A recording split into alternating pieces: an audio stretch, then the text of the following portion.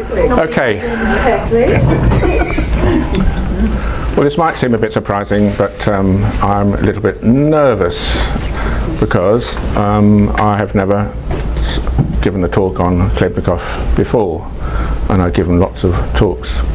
And it's not because Khlebnikov isn't important to me, it's almost because he's too important, rather close to the bone. And as I was going through my notes, previous notes on Khlebnikov and my dissertation on Khlebnikov, it was just coming to me how much of an influence Khlebnikov must have been on me that I kind of didn't kind of realize. Almost everything I've done, apart from the fairly straightforward Marxism, Leninism, Trotskyism of my life, of which I'm very proud, all the features of my political adventures, which many of my colleagues possibly have felt a bit, puzzled by, even sometimes said, "Chris, this seems slightly deranged, isn't it?" I've just realized that Lunaki, the government of the dead, a regiment of songs, the idea of a planet governed by rhythm, the need for laughter as an antidote. I mean, when you get really, really angry about what wretches are doing, I don't know, the bankers are doing, or capitalists are doing, or employers are doing, the importance of trying to laugh, find a way of laughing to just somehow change the whole dynamic. So many things about Khlebnikov which I hadn't quite realized were directly the source of my thinking. I've just kind of realized, really, it's almost as if I was at times kind of almost confused, and in fact I was a bit confused. I mean, I don't want to talk about myself this evening, this is a talk about Khlebnikov, but there have been times in my 20s when I wasn't quite sure whether it was Khlebnikov or me, and I kind of I remember feeling that I was so immersed in Khlebnikov, I was getting so excited and so overwhelmed by the sort of power of the thinking that I thought, well, he is dead, but Khlebnikov did seem to think that time is a kind of space, and he can go backwards and forwards in time, and maybe in some sort of sense, me and Khlebnikov, and I'm trying to stress the fact that Khlebnikov himself is often considered to be a bit deranged. There's sometimes that border between me and Khlebnikov got a bit confused, and I'm actually quite proud of that, because Khlebnikov is an absolutely extraordinary figure. And if the revolution had succeeded, if the Russian Revolution had not been stopped in its tracks by the catastrophe of what happened in Germany, so the revolution broke out in February 1917 in Russia with the overthrow of the Tsar, and of course the plan of Lenin, Trotsky and the Bolsheviks was that this was the start of the international revolution, and the next step had to be Germany. And sure enough, brilliantly, in Germany, in November 1918, the workers rose up against the Kaiser, in opposition to the continuation of the war, overthrew the German monarchy, set up Soviets, and it looked as if the hopes of the Russian revolutionaries were going to be realized. And then, as everyone knows, I hope everyone knows, some young people don't know these things. What happened, of course, was that Rosa Luxemburg and Karl Liebknecht were assassinated and murdered, and by the Freikorps, the colonel of what then became the German Nazis. And of course, the revolution was not the success, or it was not the international revolution which the revolutionists themselves had hoped it would be. What I'm saying is, I was talking to Kara about this before we started. To talk about Khlebnikov is almost dangerous these days. You can write about or talk about Noam Chomsky and Roman Jakobson, but somehow talking about Khlebnikov is dangerous because you can't discuss Khlebnikov without the full scale of the vision for the future that the Russian Revolution represented, and it's just bound to be controversial. But we also know, don't we, that history is written by the victors. And what I'm saying is, had that revolution succeeded, had it spread into Germany, had it then spread across Europe, had it then spread across the world, there's no question that Khlebnikov would have been a massive figure that everybody would know about. But the reality is that almost nobody knows about Khlebnikov in the West. Almost nobody. In the East, in Russia, I should perhaps stress this, Khlebnikov is regarded as an extraordinary poet, possibly the greatest poet, Russian language poet of the 20th century. That certainly was Roman Jakobson. I just perhaps stress Roman Jakobson, for those of you who don't know, was really the founder of modern linguistics.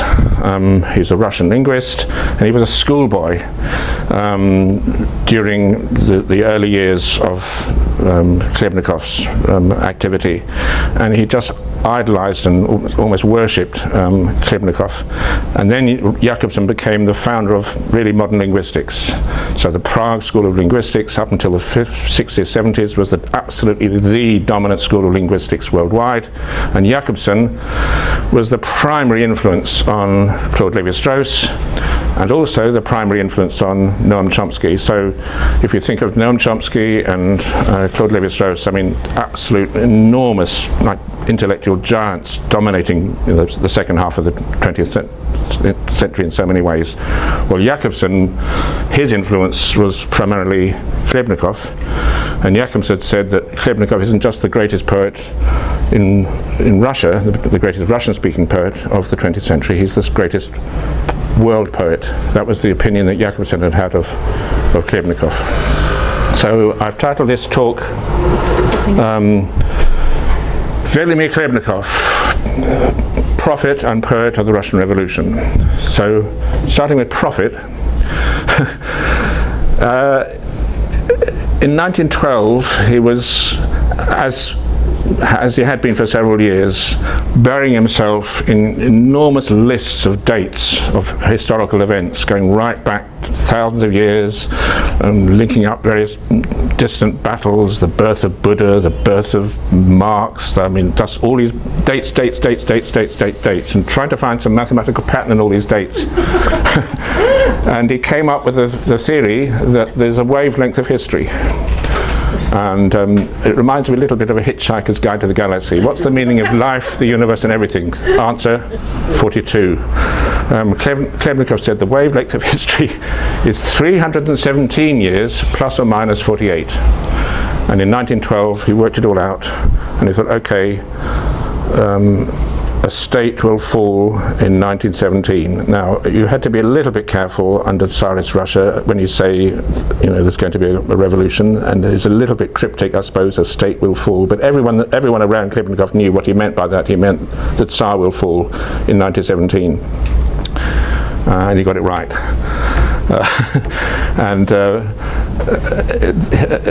For Khlebnikov, that was his revolution. The fall of the Tsar was his revolution, and he was proclaimed the king of time. Just to sort of recap a little bit, go back.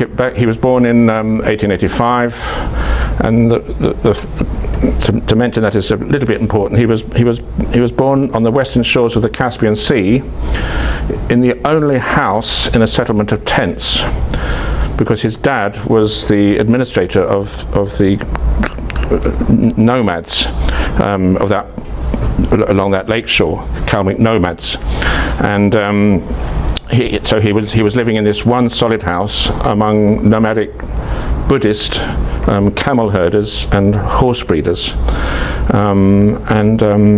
his house was apparently, running through it were wild animals, hedgehogs, gerbils, all kinds of wild animals, and because of his situation, his childhood, Khlebnikov always had a kind of nomadic sense. I mean, he wrote that he would steal horses from neighbouring people's stables and ride them bareback, but he also had a feeling of kind of claustrophobia if he was ever settled anywhere. So he had the view that really the human spirit is like one of no borders. You had to be able to move. But also his upbringing and his first six years of his life made him feel a sympathy towards the East. He had a kind of political longing for unity of the Eastern continents, kind of in opposition to Austria, Britain, and Western imperialism. I won't go into all the sort of details of his life, but he went to Kazan University later on, of course. His family moved several times before that happened. And at Kazan, and this I think is quite important, Kazan University was still haunted by the spirit of Nikolai Lobachevsky, the inventor of non-Euclidean geometry. So this meant that geometry is not any longer spatial in the conventional sense. It's got different dimensions beyond just simple spatial dimensions. And this had a huge effect on Khlebnikov. And then he wasn't a very good student. He kept, losing his notes and getting involved in politics and getting arrested and various things and not paying his fees, getting, all that stuff. But he decided he wanted to stay with the mathematics, but he switched over to natural sciences, and the natural sciences he studied were it was kind of evolution. It was his father had been quite a well-known scientist, natural scientist, evolutionist, and ornithologist. So the study of birds. Actually, Khlebnikov's own first ever published essay was an account of his bird watching. So he was studying birds, observing their migrations, and particularly making notes about the birds' songs. So he studied that, but also he studied geology.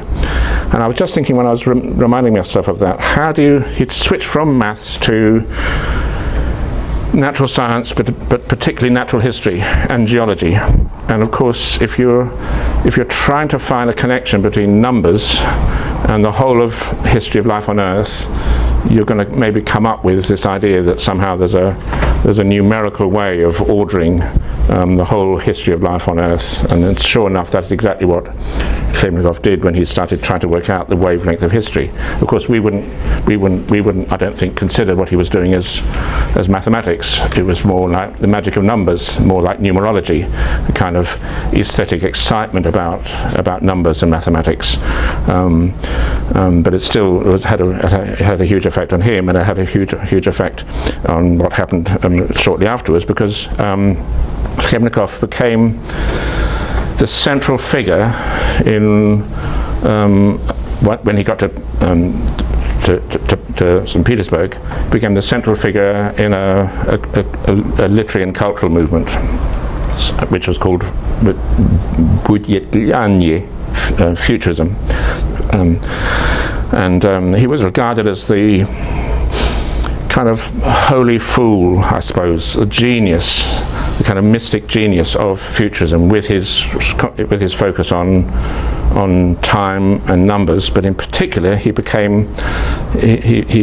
started writing poems which are very strange, and his poetry was an attempt to almost treat human language as birdsong, or rather as like birds have their different songs and humans have our thing, which is called speech, and the songs themselves have notes, and the notes are intrinsically meaningful, and they have this sense that the sounds of speech are intrinsically meaningful, so they're not just given conventional meanings. He hated the whole idea of social convention and sort of artificial constructed meanings overlaying the intrinsic meaningfulness of the sounds, and he had the idea that if you reach down to the core of the sounds of language, you would find something more than just local.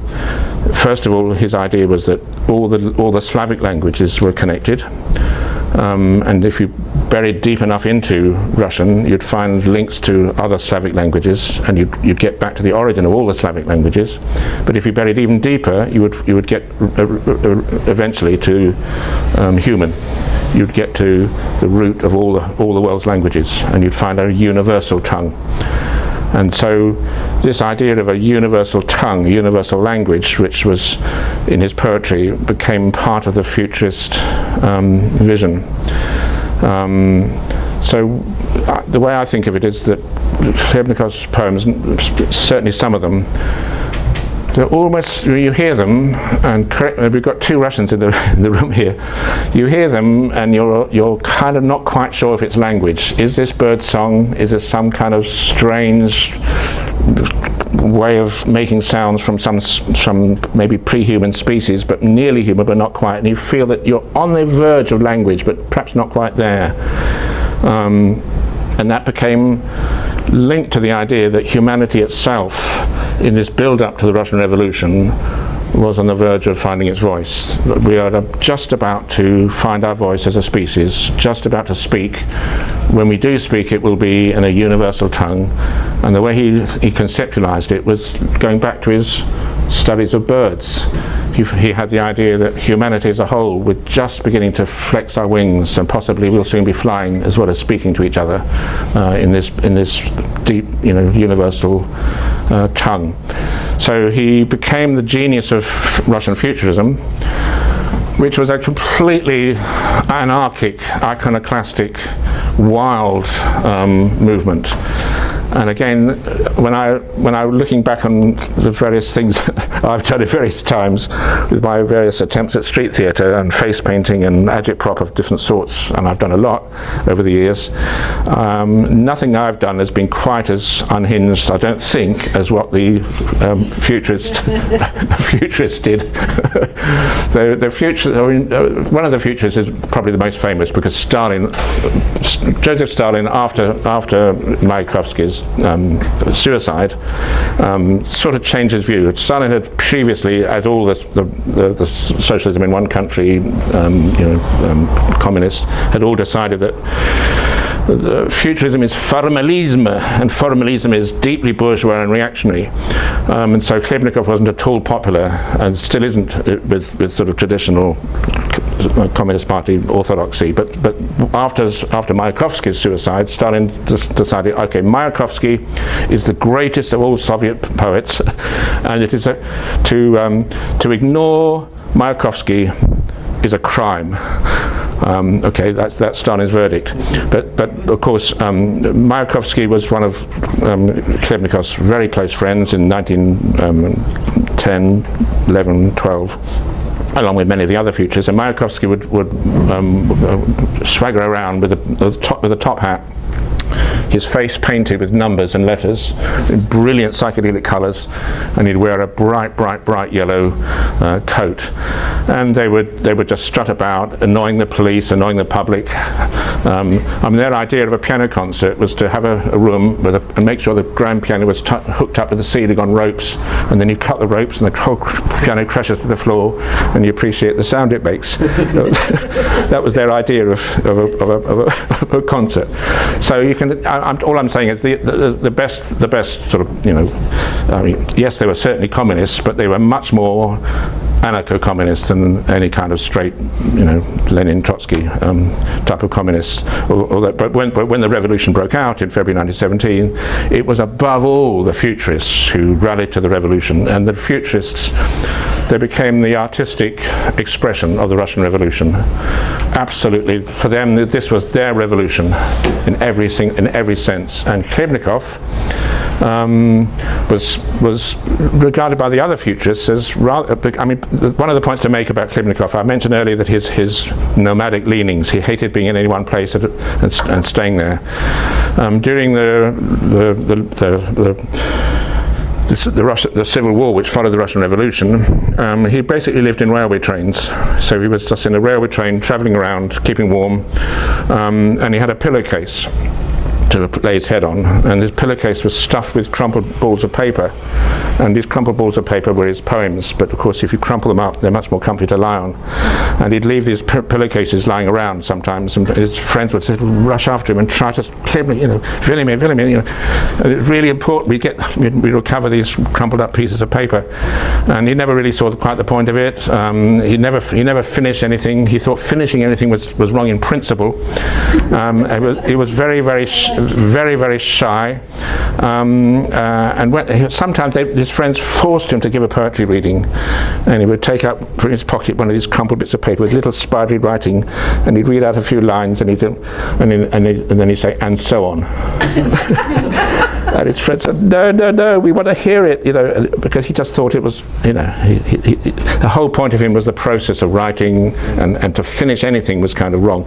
And perhaps I should mention another point. He had an insight into what we would now call, I think, the discrete combinatorial or the digital characteristics of human language. So human language is kind of strange compared with animal languages, because the sounds we make are not graded. The sounds don't grade into each other. We have vowels and consonants which are categorically distinct. So when we utter a word, there's kind of no continuity between, say, the B and the A, which follows it. There's a cut-off. There's a categorical distinction between the two, between the initial consonant and the subsequent vowel. And he bigged that principle of no continuity, no connection, no sort of grey in-between sounds between the different discrete sounds. He bigged that up into a general principle for everything he wrote. So at one stage he was writing to a friend, I'm working on a very ambitious project. It was a long play, a kind of what he called a super saga.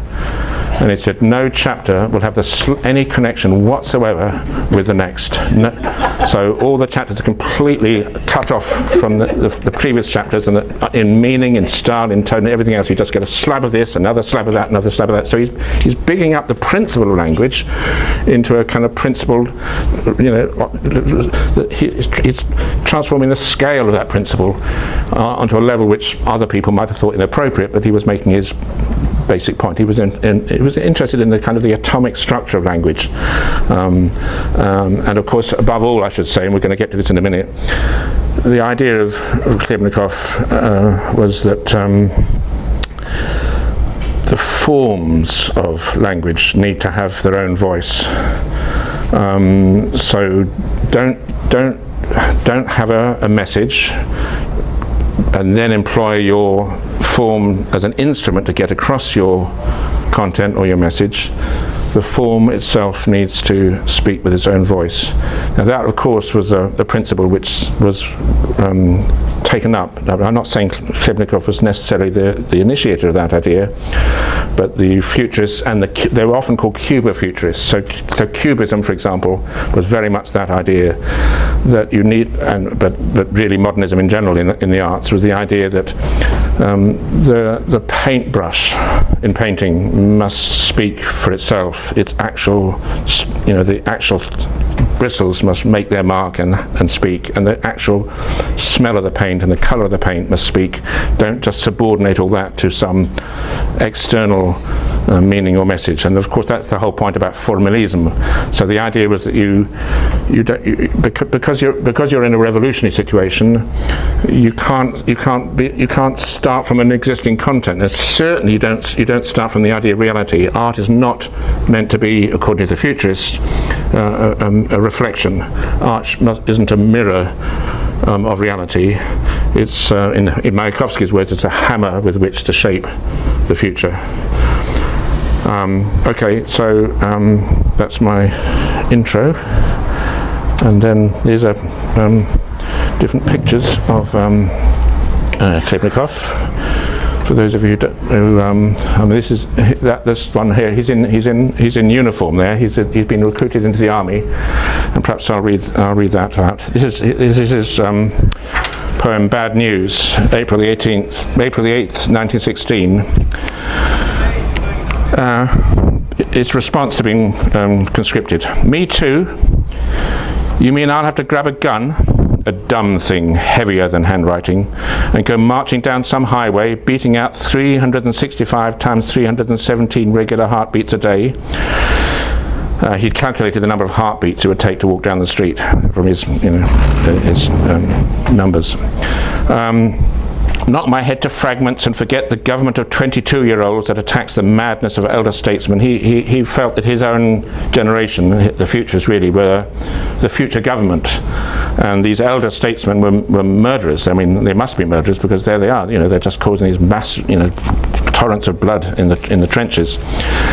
Knock my head to fragments and forget the government of 22-year-olds that attacks the madness of elder statesmen, me who wrote all these poems, their lines a ladder to the silver moon.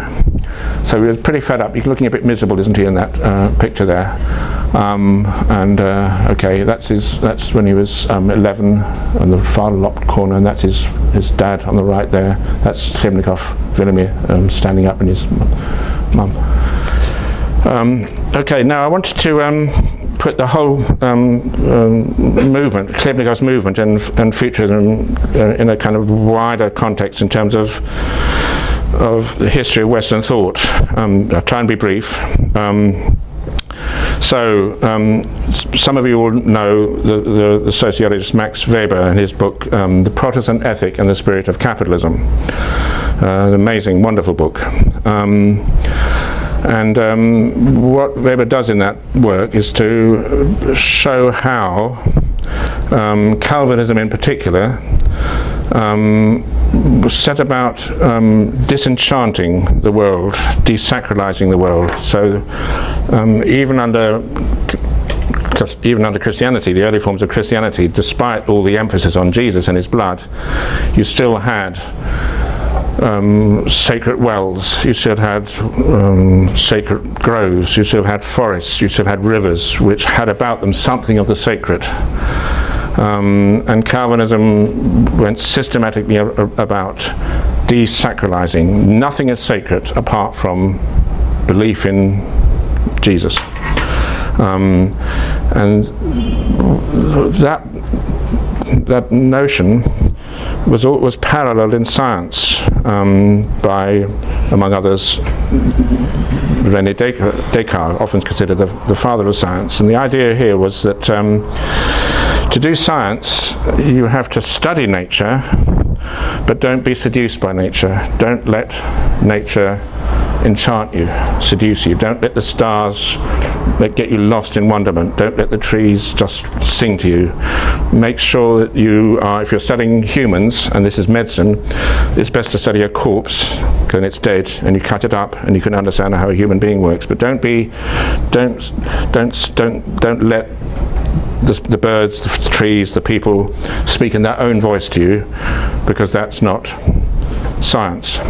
So this notion that you must deny nature her voice, or deny the inhabitants of the planet their own voice, and instead have your own will, which you impose on nature.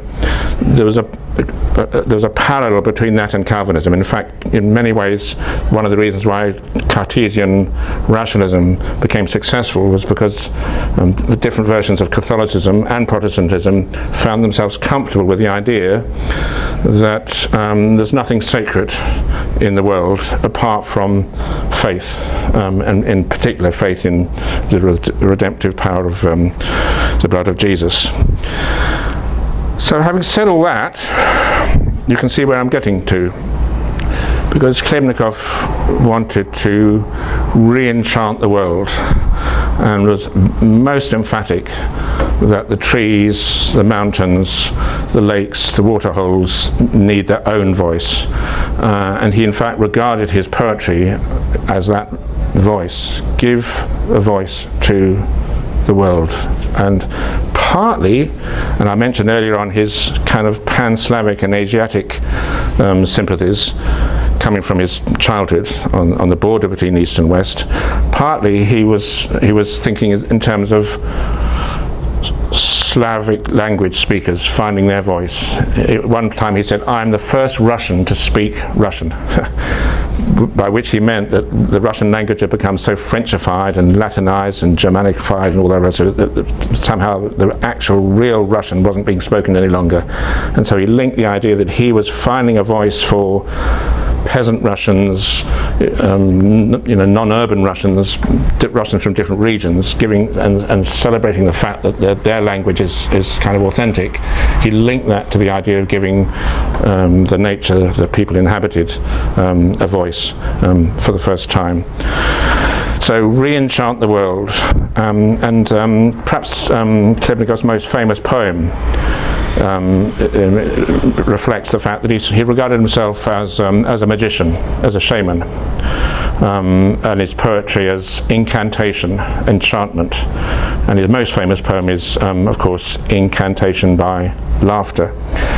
And again, for Calvinists, I don't think laughter is hugely celebrated. I don't have too many records of René Descartes laughing. I mean, and I should perhaps just briefly mention, I can't go into it of course, but Mikhail Bakhtin came out of the same school, rather in many ways a little bit different, but I mean certainly Bakhtin was very much in favour of popular culture, obviously the author of Rabelais and His World, but celebrating the redemptive power and wisdom of communal laughter. Nothing's more levelling than laughter, and nothing's better at creating sanity than the ability to laugh at the pomposity of kings and princes and bishops. Laughter is the best possible antidote.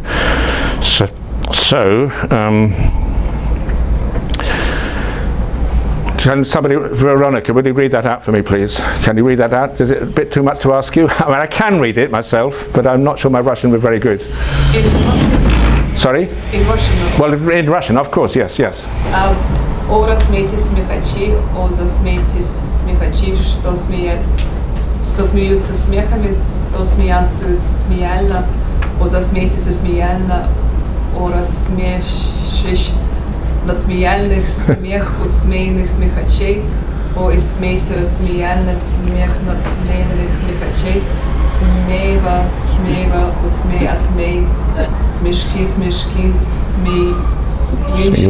смеюнчики, о, рассмейтесь смехачи, о, рассмейтесь смехачи. Was that good, everyone? So, here's a very good translation by it, I think, by Paul Schmidt.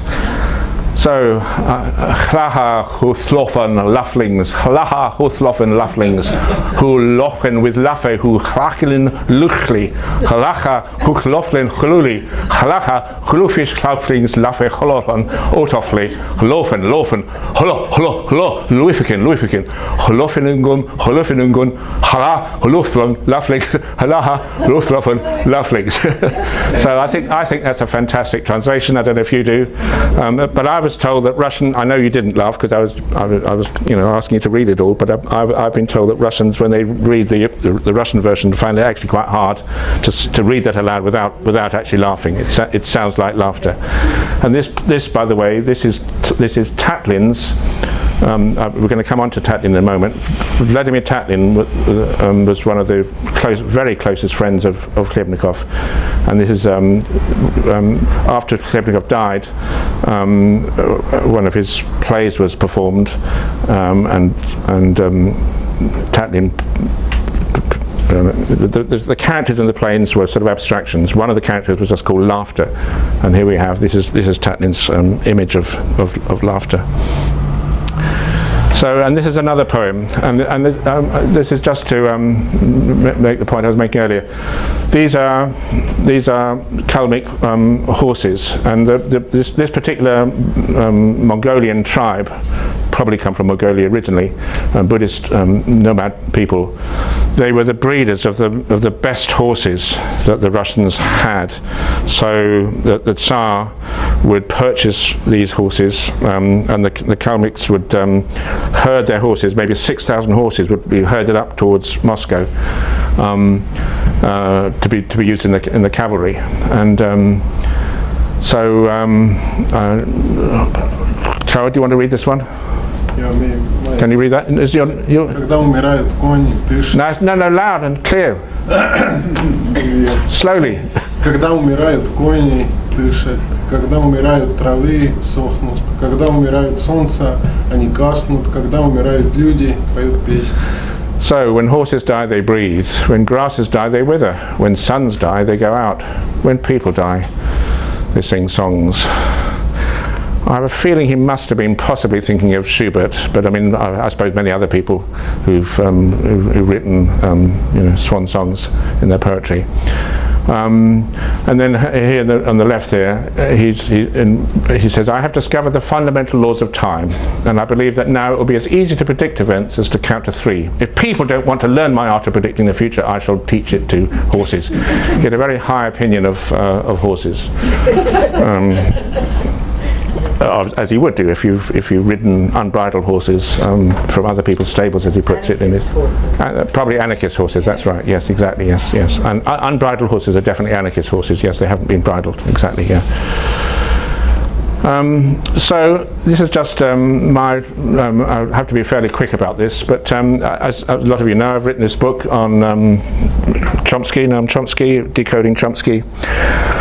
And this is just to kind of emphasize the importance of Khlebnikov historically, and the scandal that he's been so widely ignored in the West.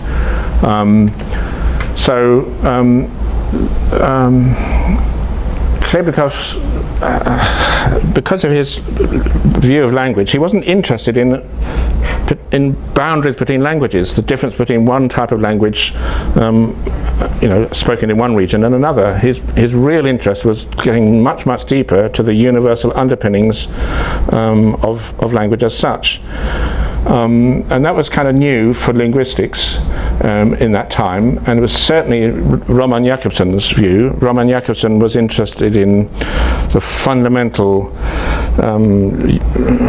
structure of linguistic sounds as such, and he worked out this theory called the theory of distinctive features, where all the world's languages are constructed out of a limited repertoire of what he called distinctive features, which are on-off switches. And Jakobson always insisted that he got that idea from Khlebnikov. Khlebnikov didn't kind of write down the idea, but he expressed the idea in practice in the way he wrote his poetry. And of course that is exactly, Jakobson, for those of you who don't know, Roman Jakobson's theory of distinctive features, which is this idea that at the root of language, sounds are these off-on switches, like voicing on, voicing off, nasalization switched on, nasalization switched off, so that your vocal apparatus is almost like a digital computer with all these on-off switches. That idea was taken up by Claude Lévi-Strauss, and Claude Lévi-Strauss then extended it from phonology, the study of speech sounds, to the study of kinship, ritual and mythology. And whereas Khlebnikov was saying at root we have one language only, all of humanity, of course Lévi-Strauss, getting those ideas via Jakobson, said that, and of course this was revolutionary. I mean, anthropology before that had been largely the efforts of colonialists to study tribes, local tribes with a boundary. The Babemba do this, another group do this. You've got to be able to work out how these tribes organize their kinship systems, their rituals, their myths. But you have these monologues of bounded tribes, and then you have another one, you have another one, you have the Walgeo Islanders do this, the Aranda do something different, whatever. Whereas Lévi-Strauss, influenced by Jakobson, in turn therefore influenced ultimately by Khlebnikov, was interested in the idea of the universal structures, the elementary structures of kinship and ritual and mythology. And as in other lectures I've given here, Lévi-Strauss came up with the idea, the finding, I would argue, one myth only. All the world's magical myths and fairy tales are, at the end of the day, in terms of their grammar, their underlying syntax, they're one myth only. The whole of humanity is enveloped with a web of mythology, and it's like one voice. And then Noam Chomsky, I don't think anywhere near so successfully, but again, Chomsky was directly influenced, more than by anyone else really, by Jakobson. He claims to have been influenced by Plato more, but that's I think it's complete rubbish. He wasn't influenced by Plato or Descartes. It was Jakobson that was the main influence, but Chomsky's idea of universal grammar is another version of this no borders idea. So what's attractive about structuralism, about Chomsky's linguistics, what's attractive about Lévi-Straussian structuralism are all these things. The idea that there's no borders, that language, like birdsong, is part of nature, that you do natural science, that meanings are internal, inseparable from form. You don't just arbitrarily assign meanings to things. You have just one language. There's something mathematical about linguistics. the poets and artists are engineers of the soul. I mean, Noam Chomsky wouldn't put it that way, but this is the futurist way of thinking about it. There was certainly Khlebnikov's idea, but the idea that when you're dealing with language, you're dealing with, yes, I mean, Chomsky does talk about the soul quite a lot, actually. He actually says the modern idea of the language faculty, the distinctly, uniquely human language faculty, Chomsky says this, it's like translating into modern scientific terminology, the ancient idea of the soul. The search for hidden structures, you don't look at things on the surface, you bury deeper. Every child is a genius from birth. That was certainly Khlebnikov's idea, and it's definitely Chomsky as well.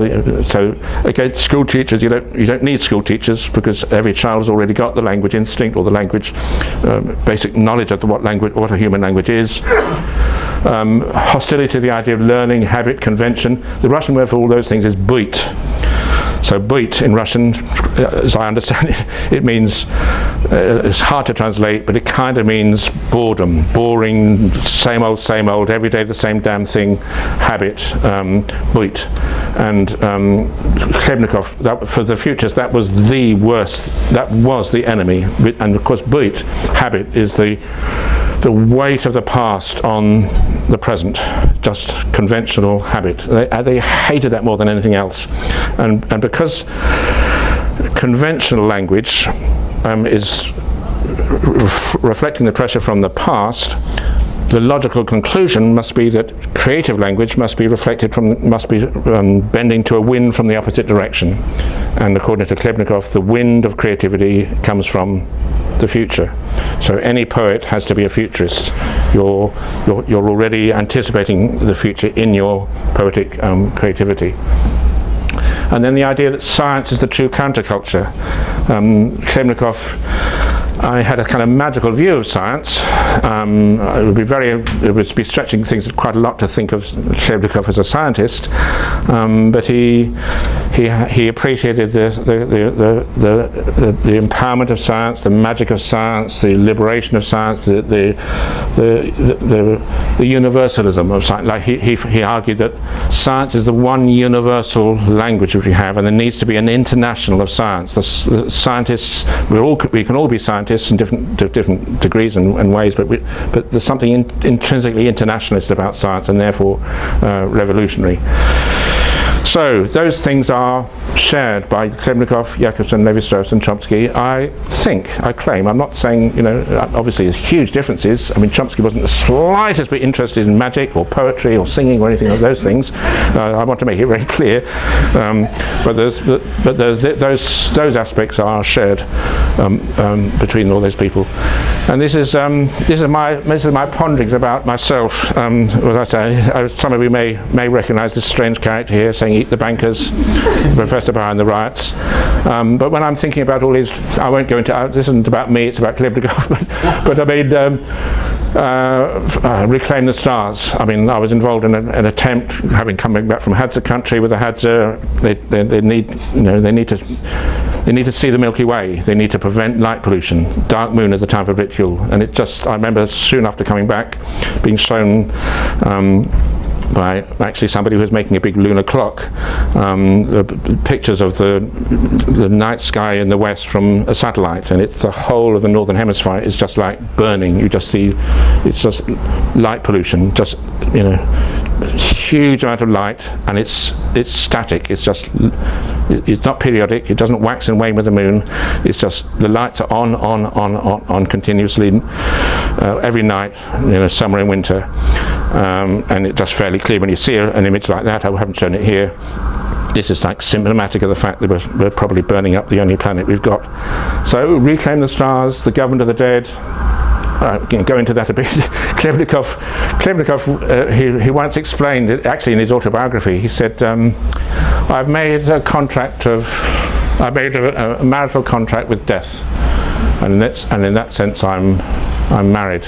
and there's a picture of him with a skull right next to him, and he had this feeling of sort of intimacy and closeness to death. I mean, that was without any doubt a result of being conscripted into the army in World War I, and he felt a very strong feeling that the dead ought to be allowed a voice in determining the future of politics in Europe. There should be no more war, but the dead need to be able to say that. So give the dead back their voice. A kind of government of the dead idea. Let there be darkness, World Congress of Indigenous Nations. And then I've just put down here a few things we've had lectures on here in RAG, on Earth as it is in Heaven. We had that lecture last week, didn't we? So Khlebnikov, he kept saying that this comes partly from his feeling for birds, that birds fly and they have wings, so they certainly don't care about fences and borders. They migrate across those man-made borders, but they do respect borders in time. You have the first swallow in spring, you have these seasonal migrations of the birds, but more than that, the idea of let there be darkness was like, let's see the stars, and Khlebnikov had the idea that the stars need to be in some sense empowered to govern planet Earth. I mean, he had the idea that we are an Earth, Moon, Sun system, one of the objects in the wider universe, and the stars have a role to play in keeping us oriented. So, okay, archaeoastronomy, Marisa, the origin of all magic was menstruation. I'm not saying Khlebnikov didn't mention the word menstruation, but he was always on about the moon and the relationship between Earth, the moon and the sun, and the need for borders in time as opposed to borders in space.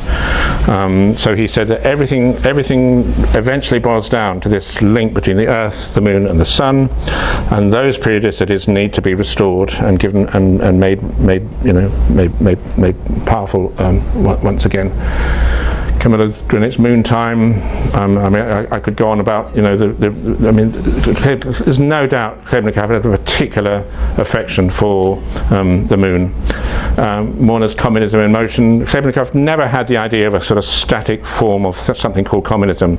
He always had the idea that you don't finish things, you keep beginning them, and everything's in flux and motion and movement, particularly in relationship to the Earth, Moon, Sun system. And then government by laughter, and we've heard a lot from Jerome and Ingrid about the role of laughter among hunters and gatherers, how laughter is the main levelling device. So these are all just different ideas which seem to have had what I'm trying to say there is that in preparing this talk, it was just coming to me. I said, what idea have I had in my life that wasn't anticipated by Khlebnikov? And I just realized that the influence of Khlebnikov on my thinking was much deeper than I've really been prepared to admit. I sometimes like to think of myself as not unhinged, as very rigorously Marxist, Leninist, Trotskyist. But when I look at those things, various things I've done, I'm thinking, actually no, Khlebnikov had just as much influence on me as Marx or Engels or Lenin or Trotsky. And maybe more in some ways, because I mean the point about Khlebnikov was he had a very, very rich, fleshed out, concrete vision of the revolutionary future of our species. So, okay, what have I got that up there for? Okay, so this is that's a picture of Nikolai Lobachevsky, the inventor of non-Euclidean geometry, who died about 40 or 50 years before Khlebnikov went to Kazan University. But he was the towering figure at Kazan University, and it was because of Lobachevsky that Khlebnikov decided to study mathematics. This, of course, is another Russian scientist, Mendeleev. This is the periodic table of the elements. All the different elements, they look all different, but underneath them are these numbers, atomic numbers, of course, and according to the number you get how heavy they are and all the different chemical properties. Now, of course, Einstein. This is Einstein. Was not a Russian, but the young Einstein was already known about in Russia from I think about 1912, and of course it wasn't. I'm not at all saying that anyone in Russia at that stage understood anything that Einstein, the real genius, was actually saying, but the popular versions of Einstein were coming through, and of course the popular image of Einstein is that time is really space, In space, you can move backwards and forwards. It's all kind of simultaneous in some sense, and you can just as well go this way as that way. So why not wind the clock back and bring all the dead back to life again, and travel around? I mean, these are ideas which are completely. I mean, the word is. I suppose unhinged. Not at all an accurate reflection of what Einstein was really thinking. But I'm just making the point that Khlebnikov had a reverential feeling for natural science, okay, just say a little bit more. This was revolution. There was a vision of impending revolution. I'm talking about 1908, 1910, 1912, 1913, impending revolution. And what do you do in a revolution? You overthrow the system. You overthrow, you disobey the rules. These rules are made up by criminals, that organised World War I. And while you're about it, if you're breaking all the rules, why not break some other rules? Why not, what is this foolish rule about the fact you're going to have to die and stay dead? Why not, break that one as well? And then Khlebnikov had the idea that maybe you should. He didn't like the sun. He thought that, he loved the moon, but he wasn't at all happy about the sun.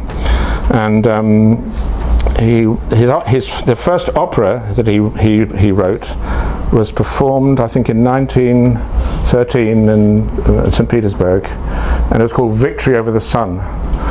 And in this opera, again, it was absolutely scandalous. It was they had Futurist music, Futurist stage sets produced by Tatlin, and the opera was a story about how people were fed up with the sun and decided to stab it. So they attacked the sun and stabbed it and tried to kill it.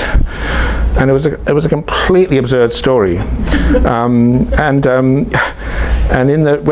it was performed, there were catcalls, boos, hisses. The people at the back were throwing apple cores at the actors on the stage, and the Futurists they loved it. That was the whole point. To have, and the best thing of all would be to have the whole theatre closed down and the police take over and all that stuff and cause a real rumpus. All I'm saying is, obviously Einstein wasn't necessarily recommending that, but he was giving them the feeling that some things you think of as absolutely inviolable laws of nature and laws of physics aren't, that you can sort of defy them and break them, and particularly the laws governing time.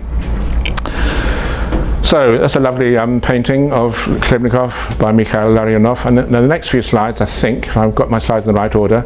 So this is Sergei Diaghilev, Ballet Russe, 1912. How much time have I got? Oh my God, I've only got 10 minutes. My God, okay, all right, Mark. Okay, so what people need to, I think we all know this, don't we? Russia was where everything was happening. Europe was kind of boring. France, Spain, Britain especially, even Germany, compared with what was happening in Russia in what's called the Silver Age. All the most exciting art, culture, music. It wasn't just the radical politics of Lenin and Trotsky and the Bolsheviks. It was also in the arts. Everything was more revolutionary in Russia than anywhere else. So although you had Cubism, somehow Cubism went further in Russia.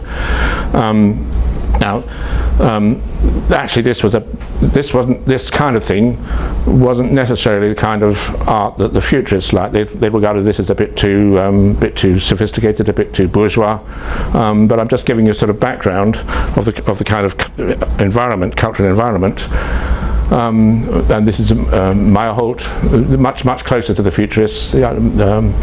Stravinsky, Prokofiev. Just to mention these people, I just absolutely love Prokofiev's music. But Prokofiev came from the same period as Khlebnikov, Stravinsky the same. This is Natalia Goncharova, the cyclist. So can you see what's happening? We've got a cyclist, of course, but we're looking at the forms of movement. This kind of digital, step by step, obviously inspired by the development of cinematography. But notice the big letters as well. The lettering is itself becoming sort of visible and seen. This is Lyubov Popova, Portrait of a Philosopher. Quite a few female futurist artists.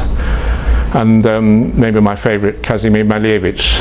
This is the woodcutter, 1912. Again, you can just see humans' shapes were made of cubes, cylinders, rectangles and stuff. Why not show them? Why not let those forms sort of speak in their own voice? Why just subordinate the forms to the final product of the image we're trying to get across? The knife grinder. Oh, what an amazing, wonderful painting. The futurist for Velimir Mayakovsky with his top hat. Mayakovsky, of course, with his. This is a bit later. This was after the revolution. He was responsible for a large proportion of the Soviet young Soviet republics' posters and propaganda. Absolutely in line with what Khlebnikov would have wanted. Art is magic. Art changes the world. It does not. It's not socialist realism. It doesn't reflect any reality. It makes reality itself. So I'll reveal to you in words, this is Mayakovsky, as simple as mooing your new souls that hum like arc lights. So this combination of the future with the future of electricity and electric lighting and steam engines and things, a familiar characteristic of the futurist. I could explain a little bit more about the way in which the Russian futurists were different from the Italian futurists. The Italian futurists celebrated machines in a much more unsophisticated way. They celebrated aeroplanes, tanks, machine guns, war. The onset of all this iron and steel mechanics. Khlebnikov had an exact opposite view, really. His idea was that the new technology was taking us back. The future was like a return on a higher level to the past. The new technology he really celebrated was kind of restoring the power of the voice and the means of communication of pre-class tribal cultures. Art is not a mirror to reflect the world, but a hammer with which to shape it, which is a very good slogan.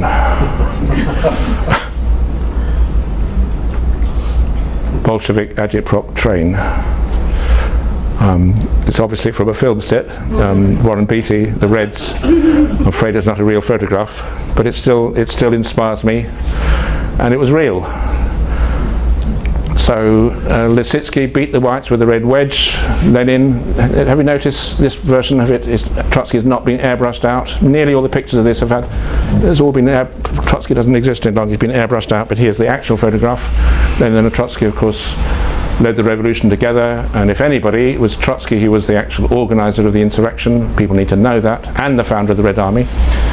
But here we have these agitprop trains. This one's called the printer. In these trains they had printing presses, sometimes they had little theatres, and they were beautiful. And it's a shame we didn't have colour for it, but this would have been psychedelic, absolutely wonderful, brilliant colours. Any left? I don't think there's any left. I don't know. I've never seen a real carriage, and maybe I may be wrong, but I haven't seen it. Does anyone know if there's any left? I've never seen even a colour picture of one of these, but maybe there might be some.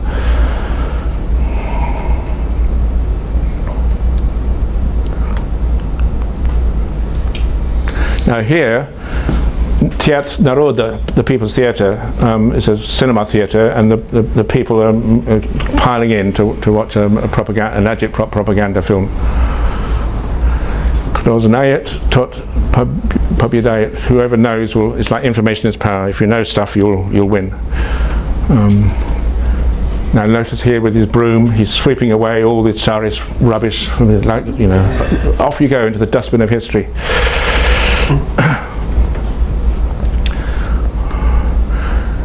So they had trains, they had horse carts, and they had ships. This is a steamboat. This is the Red Star steamboat going down the Volga. It's now at Saratov in 1920.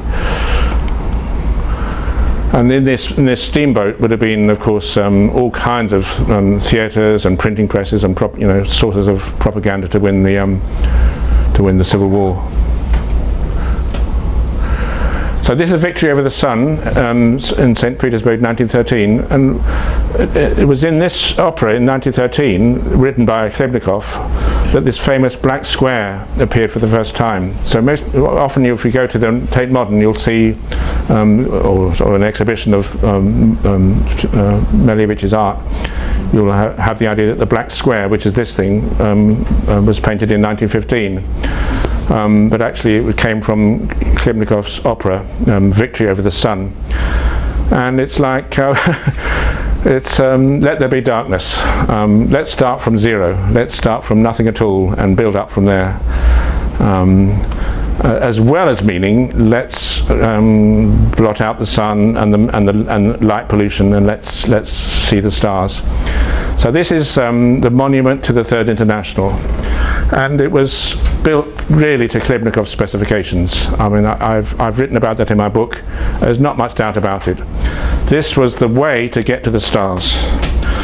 This was the way to connect up this world with the other world, on earth as it is in heaven. This is the transmission connection. And so this is the real model. Obviously the thing was never built. Perhaps I should just say a little bit about it for those of you who haven't read my book or don't know about this. This was going to be built across the Neva at the point where the proletariat from the Viborg side, the industrial heartland, crossed the river, crossed the Neva to storm the Winter Palace. So this huge spiral double helix monument was to have one leg on one side of the Neva, one side on the other, and the idea was that endlessly you'd reenact that mythic moment of the crossing of the Neva to storm the Winter Palace and win the revolution.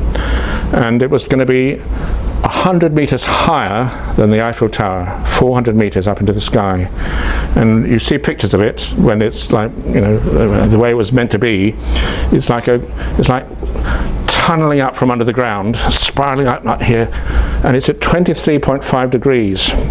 Why is it tilted at 23.5 degrees? It's aiming at the pole star. So Tatlin himself, the very close friend of Khlebnikov, had been a sailor. And when you're lost at sea, you've got to get your bearings. You've got to know the still point in the changing, you know, sky, and that's that star.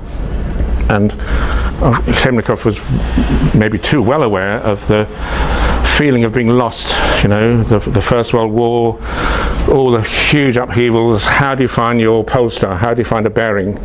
Well, you've got to find that pole star, and the whole of humanity has got to find it. And the way for the whole of humanity to find it is to make that connection. So this monument was to be the place where the World Congress of Soviets met.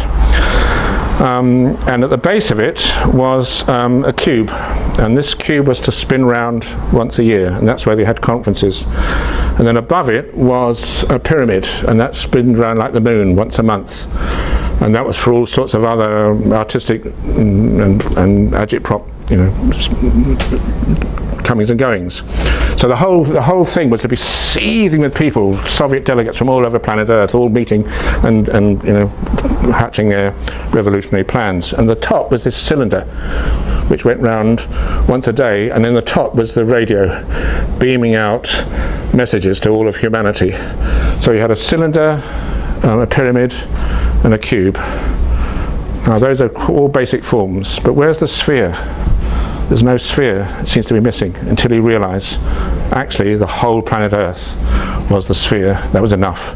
So this whole thing was designed to connect planet Earth in a revolutionary way. Actually there were seven steps as well. There's an ancient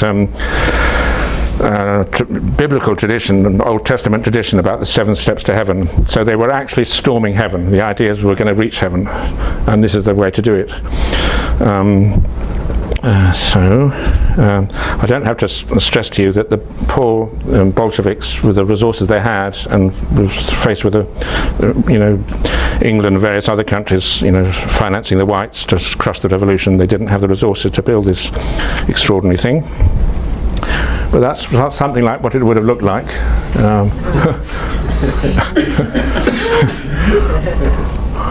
All that. Yeah. Earth, Moon, Sun. Reclaim the stars. Let's reach heaven, and let's keep things spiraling, moving. Let's communism in motion. Let's keep the spirals turning. And it wasn't built, but in Moscow, the Zhukov radio tower was being built in 1920 to 22, which sort of wasn't quite the same thing, but it inspired Khlebnikov. And he wrote this amazing piece just before he died. He died in 1922, and just a few weeks before he died, he wrote The Radio of the Future. From this point in planet Earth, every day, like the flight of birds in springtime, back to those birds again, a flock of news departs, news from the life of the spirit. In this stream of light and birds, the spirit will prevail over force, good counsel over threats. Amazing silver bells mixed with whistling surge down from above. Are these perhaps the voices of heaven? Spirits flying low over the farmhouse roof? No! The Mussorgsky of the future is giving a coast-to-coast concert of his work, using the radio apparatus to create a vast concert hall stretching from the Vladivostok to the Baltic, beneath the blue dome of the heavens. The activities of artists who work with a pen and brush, the discoveries of artists who work with ideas, will instantly transport mankind to unknown shores. And this is a drawing of the Zhukov Tower. And the things about radio which Khlebnikov loved is it's against the written word. He hated the writing. He thought the writing was like for bureaucrats and executioners. Death warrants are written in that language. And he hated borders. Radio doesn't care about borders. Radio's dimension is pure time. Like birdsong, it emanates from the sky. Nothing's fixed against bureaucrats. And humans with radio become speed of light people waves. He thought of humans in the future being kind of waves, strings, vibrating strings.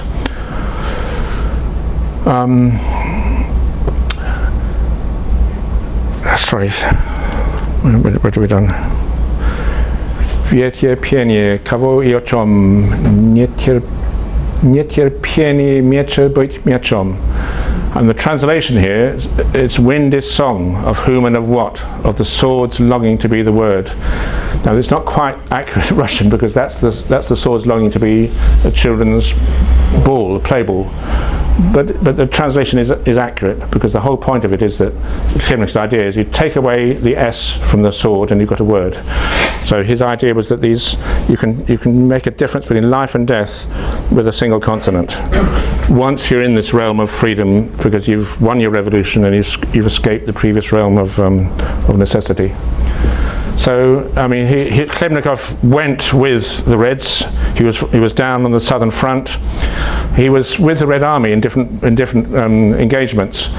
I sometimes wondered to myself, what exactly do these Red Army soldiers, being recruited from peasant villages and town, what do they make of the lectures that Khlebnikov gave? Because the lectures Khlebnikov gave to these soldiers were all about the laws of time. And he just wondered whether they were scratching their heads a bit, and quite what use Khlebnikov was to the Red Army. But anyway, so he was in Kharkov in 1920, and the town was controlled by the Reds when he got there. Then the Whites took over. Then the Reds took over. Then the Whites took over. And Khlebnikov really didn't. He wanted to be safe, so he went to the nearest. I should just switch this off, otherwise he'd be watching it. He went to the nearest kind of lunatic asylum and demanded to talk to the director, and he managed to convince the director that he was completely mad. So he was admitted into the lunatic asylum. The trouble was, once he was in the asylum, he found it really hard to get out again. And he caught typhoid in there. And although he just recovered, it affected his legs, and he never really did recover. And he got quite a lot better, but 2 years later he had gangrene in his legs, and he seems to have died of blood poisoning. So his friend Pyotr Miturich, in his letter, wrote after he died on June the 28th, 1922, on the 29th we buried him in a corner of the cemetery in Ruchiach. The priest there didn't allow him inside the fence of the cemetery since we were having a civil burial. But since there isn't another cemetery here, the executive committee ordered him put inside the fence, and they gave him a place in the very end with the old believers. On the lid of his coffin there is depicted a blue planet, Earth, and the title, The President of Planet Earth, Velimir I.